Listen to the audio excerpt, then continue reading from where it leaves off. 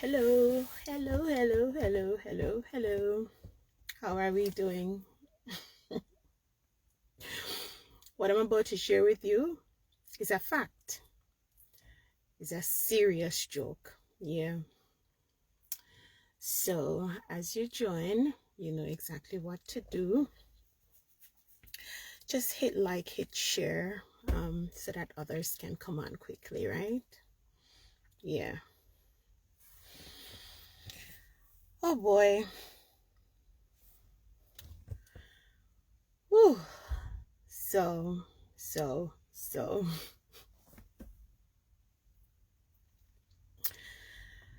All right. So, Sunday, September 22, right? As you could have seen, it was an awesome move of God in Yonkers. Now, I don't know how many people noticed something. The anointing that was released in that room was not just aiding in the deliverance of people from their yokes. It was not just lifting people's burdens. I want to tell you what else the anointing was doing. And I don't know how many people observed it, but you can tell me if you did. You can comment, right? So watch this. 2 days after the service, this was about Tuesday, right? So I sat down next to my husband, and he was actually trying to get my attention to look at something. I think he was showing me something on the TV. So, you know, we as individuals at times, when we want to get somebody's attention, is either we call the person or beckon to the person, or we tap the person. I was right next to him, so he was to my right. So he tapped me, and to be honest, it was a gentle tap to show me something.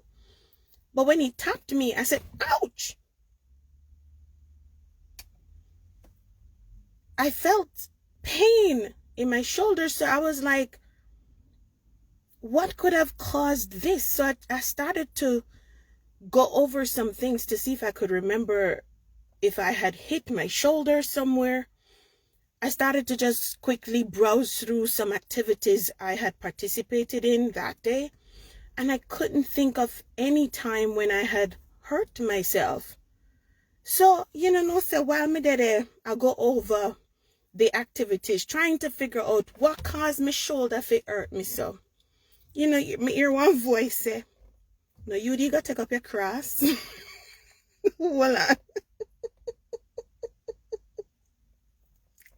Then the scene what coming in my head was when I was in the midst of the service, right? And one of the time I have the cross by my shoulder, and my husband I try to take a cross from me, and I hold on on the cross. He's helping to offload, right? And to carry some of the weight of the cross. But family, to be honest with you, in the moment, I was not feeling anything. I wasn't.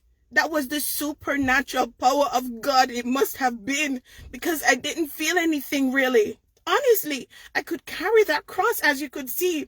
He was trying to take it from me one at a time. I'm hold on it, I'm gonna take it back. You understand me?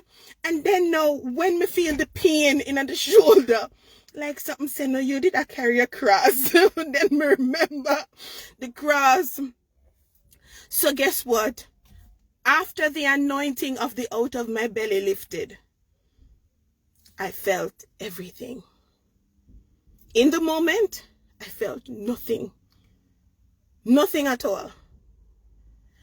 And after God was through with us in that service, and my flesh kicked in, Shadeen kicky now, one gentle tap on my shoulder, a be a pain. You know where else was in pain? My bicep. Pain, cramp up. Me say at first me I wonder, my shoulder, me I wonder, if me did hit it somewhere. But nothing came to mind. And then the Spirit said, me that take up my cross. So true, me carry my cross. In the moment, me never feel nothing. I want you to see the power of the anointing and what God's presence did in that room. I literally did not feel anything. You understand me? Seriously. There was a point, as a matter of fact, the whole time I was preaching, except for one time, I forgot that there was a pouch in front of me. Literally. Like I'm there preaching like how we normally preach at the encounters. Totally forgot. You understand me? So me that I carry cross, me not remember say one pouch in front of me. No. In the moment, it was just all God's power, his enabling dunamis in that moment that took over, so that it was after the service that I started to feel the impact of what was really going on. You know, a sister of mine, she said to me, I observed something that not many people might have observed, but women who have experienced would have observed this. So she said to me, I noticed that while you were preaching, you did not have shortness of breath. And then it dawned on me, no, I did not. Go back to the clip. See when I was pulling that cross. And see the whole time I was preaching, I never had that issue.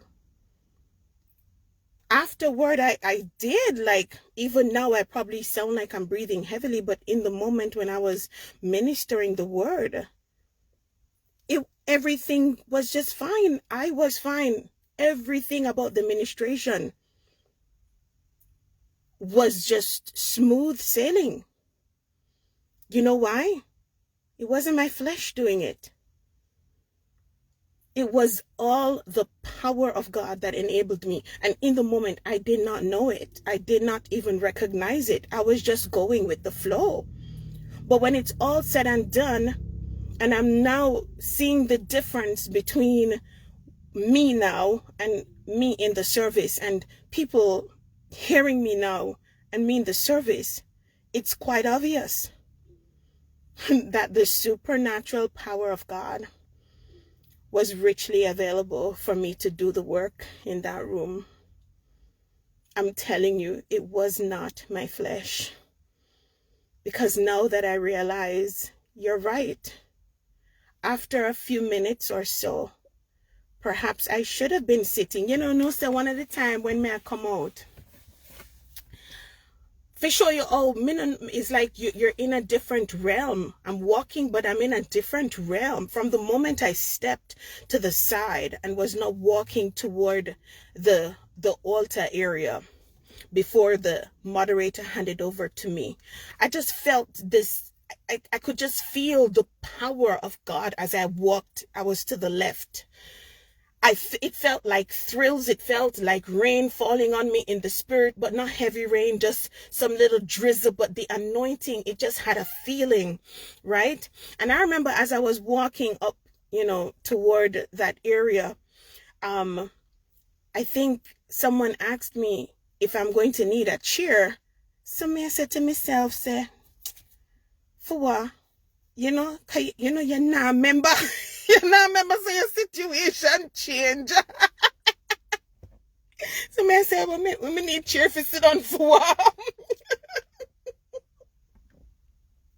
So really and truly, maybe I should have, in the flesh, if it was really flesh in operation, I would have really needed that chair. But you don't see what God do. No, I want you to see that the anointing was not just healing people. It was not just delivering people, but the anointing was also enabling me to function in my condition.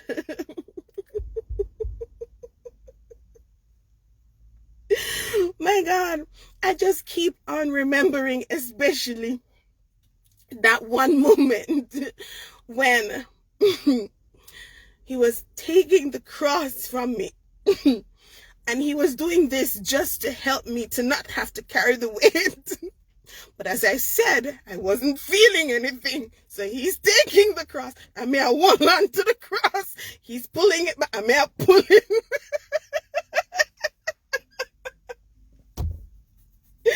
2 days later, my shoulder sore and my hand sore.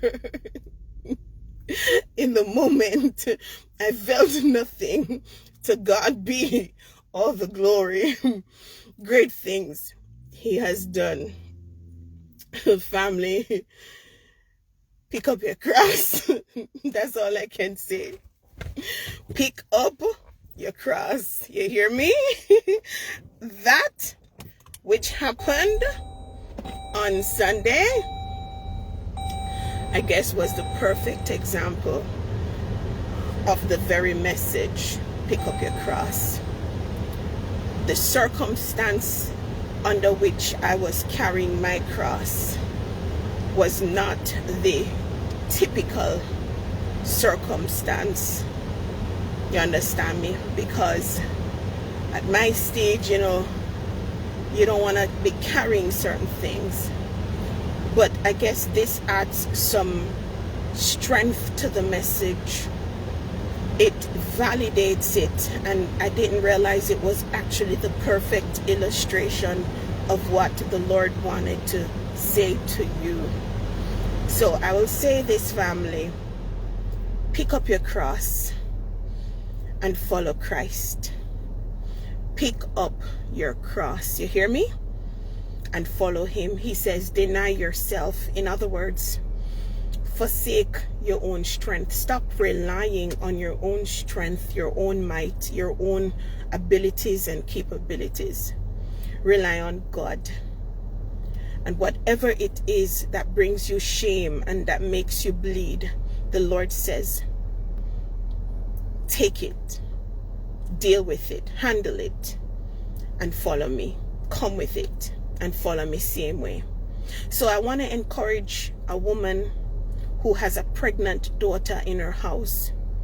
You're very much involved in church. You're probably the leader, the pastor, and your teenage daughter is at home pregnant. Take up your cross. Follow him just the same. I want to say to the woman who is an intercessor, but her son is a drug addict. He keeps on smoking. He keeps on drinking. He has wasted his life and everybody knows of it. Take up your cross and follow him nonetheless. To the woman who is in church, on the choir, her face is well known.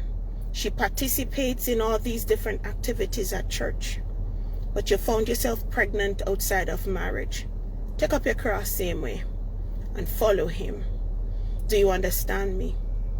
It doesn't matter the situation. Take up your cross. It doesn't matter the situation. Christ says, don't rely on your strength. Rely on me. Take my yoke upon you and give me your burdens. Take up your cross and follow me. It doesn't matter what the circumstances, family. It doesn't matter how embarrassing it is. It doesn't matter how humiliated it has left you. It really doesn't matter. Christ says, take up your cross. Own the situation. Deal with it. Don't run away from him because of it. And follow him regardless. God bless you. I love you. Bye-bye.